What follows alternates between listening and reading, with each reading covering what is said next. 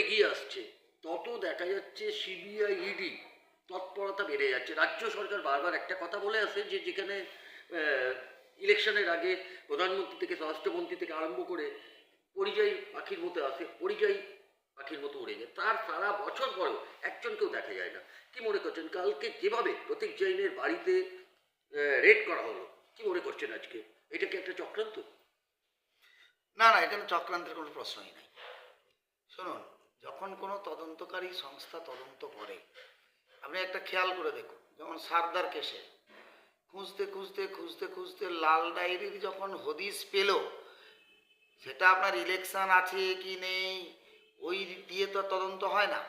তদন্ত করতে করতে এইসব যে গোপন কোর জায়গার যখন খোঁজ পায়, তখনই ইডি সেখানে ঝাঁপিয়ে পড়ে। দেখুন, আমাদের বর্তমান মুখ্যমন্ত্রী রাজীব কুমারকে বাঁচানোর জন্য ওনার বাড়ি চলে গেলেন।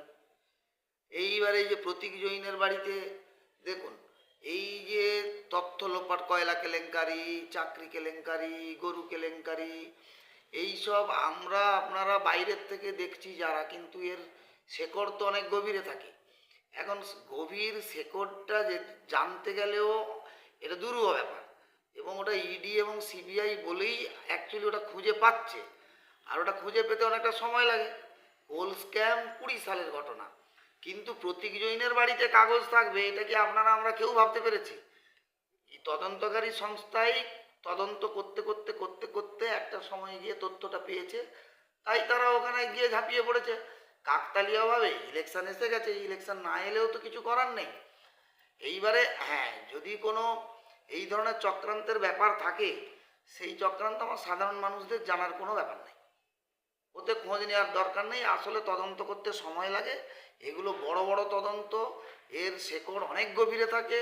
তদন্তকারী সংস্থাকে ওই তথ্য পেয়ে কনফার্ম হয়ে ওই জায়গায় পৌঁছতে যে সময়টা লাগে, সেই সময়টা অন্য কোনো কিছুকে দিয়ে ডাইলিউট করা ইস্যুটাকে ওটা পলিটিশিয়ানরা করে, কিন্তু আমি ওটা মনে করি না এটা ঠিকই করছে। তাহলে কি মনে করছেন যেভাবে পার্থ চট্টোপাধ্যায় থেকে এক এক করে তাবড় তাবড় নেতা যেভাবে তাদেরকে অ্যারেস্ট করা হয়েছে ঠিক নির্বাচনের আগে, আমি একটু আগের দিকে ফিরে যাচ্ছি, নির্বাচনে মদন মিত্র থেকে আরম্ভ করে যে কজন তাবড় তাবড় মন্ত্রী ছিল তাদেরকে অ্যারেস্ট করা হয়েছে, তাদের কোনো তথ্য দিতে পারলো না ইডি সিবিআই, কাদের ব্যর্থতা? তাহলে তো চক্রান্ত হচ্ছে, এটা তৃণমূল বারবার করে আসছে যে ইলেকশনের আগে চক্রান্ত করছে।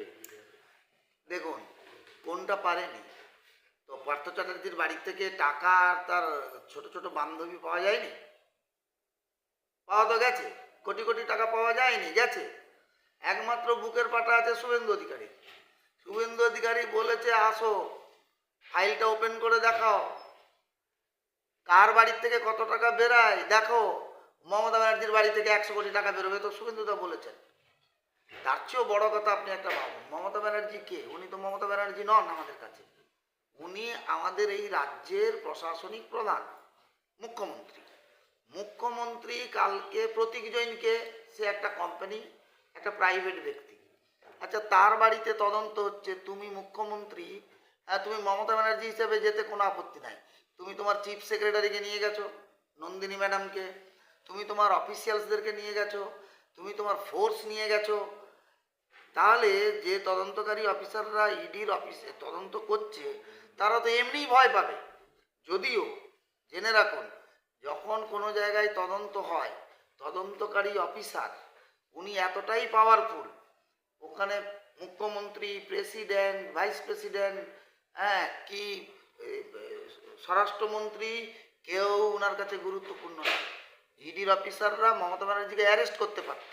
আসলে ওদের কাছে আমার মনে হয় ওনাদের কাছে হয়তো ওই প্রোটেকশন ছিল না, নাহলে মমতা ব্যানার্জিকে কালকেই অ্যারেস্ট করা উচিত ছিল। তার মানে কি মনে করছেন যে রাষ্ট্রপতি শাসন, রাষ্ট্রপতি শাসনে ফিট কেস ফর 356, 356। হ্যাঁ, এবারে বলবেন 356 কেন করছে না, লোকে বলবে সেটিং তত্ত্ব। আমি তো সেটিং তত্ত্বটা মানি না। দেখুন, একটা নির্বাচিত সরকারকে যদি সরিয়ে দেওয়া হয়, তার অনেক কিছু ইম্প্যাক্ট আছে। পশ্চিমবঙ্গে মমতা ব্যানার্জির শাসনকালে যে অবস্থা আছে, সেই অবস্থাতে কালকে যদি দাঙ্গা লাগিয়ে দেয়, মমতা ব্যানার্জি নিজেই লাগিয়ে দেবে। গোটার রাজ্যের মানুষের সম্পদ ক্ষতি হবে, মানব সম্পদ ক্ষতি হবে, প্রাণহানি ঘটবে। এই অনেক কিছু ভেবে চিন্তে একটা সরকারকে নীতি নির্ধারণ করে সিদ্ধান্ত নিতে হয়। হয়তো নিতেও পারে, তবে 356 ফিট কেস, এই সরকারকে উৎখাত করে দেওয়া উচিত। আর না হলে যদি সেটিং তত্ত্ব কারুর মনে হয়ে থাকে, তাহলে তৃণমূল বাদে বিজেপি, সিপিএম, আরএসপি, আপনার কি বলে হুমায়ুন কবিরের দল, নওশাদের দল, সমস্ত বিরোধীরা এক্ষুনি মাঠে নামুক, এক্ষুনি রাস্তায় নামুক এই সরকারকে উচ্ছেদ করার জন্য। 356 সংবিধানের ধারা। একটা সরকারকে করতে গেলে তার আবার অনেক প্রেডিকামেন্ট থাকে, তার অনেক বাধ্যবাধকতা থাকে, সেটা কোর্টে আবার জুডিশিয়াল রিভিউ হয়। কিন্তু মুখ্যমন্ত্রী যেটা করছে, কালকে যা দেখেছি মিডিয়াতে, তারপরে রাজ্যের মানুষের উচিত একত্রিত হয়ে বেরিয়ে ওনাকে এক্ষুনি তাড়ানো একদম রাজ্য থেকে। আচ্ছা দাদা, কিছুতে শাসক দল মিডিয়াতে দোষ দিচ্ছে, মানে মিডিয়া তো যা হয়েছে ওটাই দেখিয়েছে, তবেও কিছু নেতা এসে মিডিয়াতে বলছে কেন? শুনুন, এটা তো প্রমাণিত, সবাই জানে যে চৌর্যবৃত্তি ছাড়া তৃণমূলের কিছু নেই। সমস্ত দলে পয়সা কড়ি লাগে রাজনীতি করতে, প্রত্যেকটা দলেই খুঁজলে চোর ছাচর পাবেন। কিন্তু যেটা পাবেন না, যেটা এক্সক্লুসিভ তৃণমূলের জন্য, সমস্ত চোরদের নিয়ে একটা দল, তার নাম তৃণমূল। আমরাও আগে তৃণমূলে ছিলাম অনেকদিন আগে, তখন দিদির একটা ব্যানার লাগানো থাকতো সততার প্রতীক। কিন্তু আমরা যেদিন বুঝেছি সততার প্রতীক নয়, উনি অসততার প্রতীক, আমরা ছেড়ে চলে এসেছি। এখন কারা আছে? সব কটা করাপ্টেড লোক। সবার বাড়িতে তদন্ত করুক, দেখবেন কিছু না কিছু বেরোবে, ওরা তো বলবে। আর মিডিয়া তো মমতা ব্যানার্জির সব কটা মিডিয়া কেনা। এই যে আপনারা ছোটোখাটো মিডিয়া, আপনারা অ্যাডভার্টাইজমেন্ট পান না তো। এই যে লিডিং যে কটা প্রিন্ট মিডিয়া, নিউজ মিডিয়া আছে, ইলেকট্রনিক্স মিডিয়া, ওদেরকে টাকা দিয়ে বস করে রেখেছে। তারপরেও তাদেরও তো চক্ষু লজ্জা হচ্ছে না মিডিয়ার? একটু আদ্রু না দেখালে নয়, সেইটুকুনি দেখাচ্ছে বলেই আবার তৃণমূলের নেতাদের রাগ হচ্ছে। সব শেষ একটা প্রশ্ন করছি, আপনি যেভাবে এই কর্মকাণ্ড ঘটছে, রাজ্যে রাজযজ্ঞ চলছে বলা চলে 26 নির্বাচনের আগে, মানুষের মনে ভয়, বিতস্ত, সন্ত্রস্ত হয়ে গেছে, আপনি তাদের উদ্দেশ্যে আপনি কি বলবেন?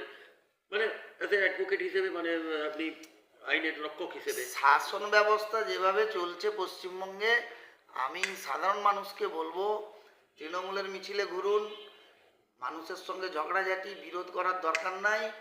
কিন্তু ভোট বাক্সে ভোট দিতে গিয়ে এই সরকারটাকে ছুঁড়ে ফেলে দেওয়ার জন্য আপনার যে মূল্যবান ভোটটা, সেইটা তৃণমূলের বিরুদ্ধে দিয়ে, আর আমি আবেদন করব বিজেপিকে দেন, বিজেপি প্রধান বিরোধী দল, এবং দিয়ে এই মমতা ব্যানার্জির সরকারকে উৎখাত করুন।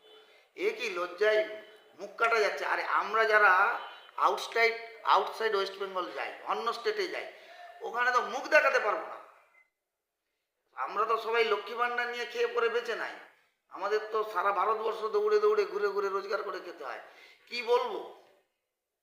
আমাদের মুখ্যমন্ত্রী একটা প্রাইভেট বাড়িতে রেড হচ্ছে, উনি ওনার চিফ সেক্রেটারি সহ সমস্ত অফিসিয়াল প্রোটেকশন সিকিউরিটি নিয়ে গিয়ে নিজে হাতে ফাইল টাইল নিয়ে কেড়ে টেড়ে বুকে জড়িয়ে ধরে নিয়ে পালিয়ে আসছে, গাড়িতে তুলে নিচ্ছে চুরি আটকানোর জন্য।